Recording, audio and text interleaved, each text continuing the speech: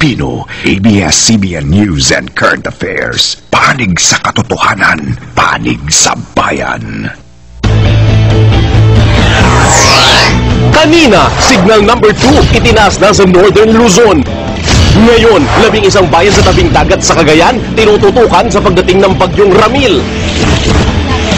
Exclusive, 2 aktibong fault line malapit sa San Roque Dam. Pero napukor, kinontra ang pagpapasara ng dam dahil magdurusa ang mga taga-Pangasinan. Kanina, exclusive, pasahero ng hinold up na FX patay. Ngayon, kaso ng nakawan, carnapping at theft, patuloy na tumataas. PNP, naka-heightened alert.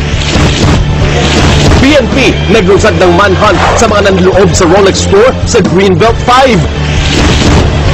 Comelec, walang balak palawigin ang voters registration kahit mahigit 6 na milyon pa ang hindi nakakapagparehistro.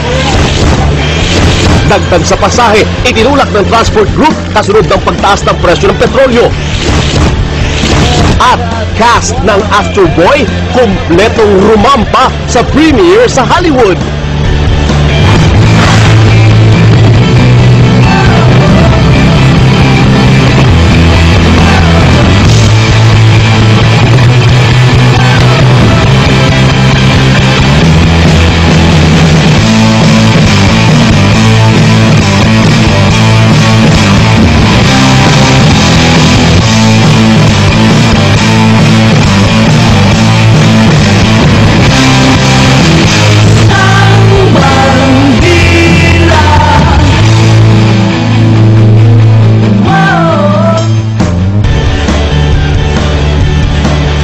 Sa mga balitang bumabandila, ang papalapit na bagyong Ramil ang isa sa pinaka-tinututukang bagyo ng mga Pinoy na hindi pa nakakabawi sa halos 2 linggong pamemerwisyo ng mga bagyong Ondoy at Pepeng.